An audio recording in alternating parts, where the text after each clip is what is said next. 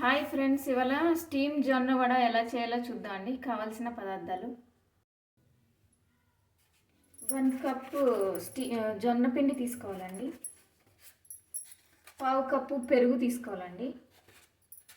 1/2 cup carrot తురుము, కొద్దిగా capsicum pieces అండి. 1/2 కప్పు సూజీ రవ్వ తీసుకోవాలండి. 1 స్పూన్ జీలకర్ర పొడి, కొద్దిగా ఉప్పు, కొద్దిగా వాము 1 స్పూన్ తీసుకోవాలండి. ఒక 1-2 స్పూన్స్ నిమ్మరసం, అల్లం పచ్చిమిర్చి పేసెస్ తీసుకోవాలండి. ఇవన్నీ కలుపుకొని చూపిస్తాను. ఇవన్నీ ఫస్ట్ జొన్నపిండి తీసుకోవాలి. తర్వాత సూజీ రవ్వ, క్యాప్సికమ్ పీసెస్ అండి, క్యారెట్,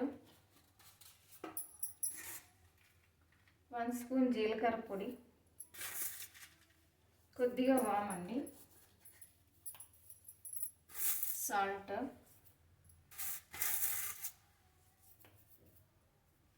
అల్లం పచ్చిమిర్చి కొత్తిమీర పీసెస్ తీసుకున్నాను నేను.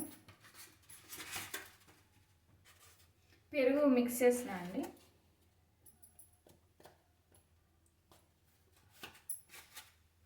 కొద్దిగా తినే ఈటింగ్ సోడా అండి.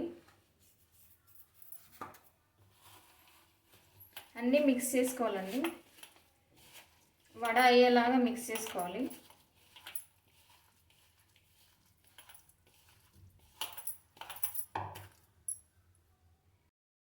వన్ స్పూన్ నిమ్మరసం అండి.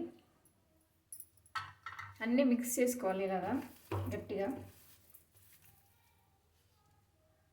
ఇదిగోండి, ఇడ్లీ ట్రేకి కొద్దిగా నెయ్యి అప్లై చేసుకుని వడ వేసుకోవాలండి.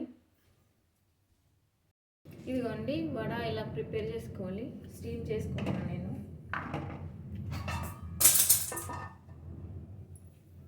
5-10 మినిట్స్ ఉడికించుకుంటే వడ రెడీ అయిపోద్దండి.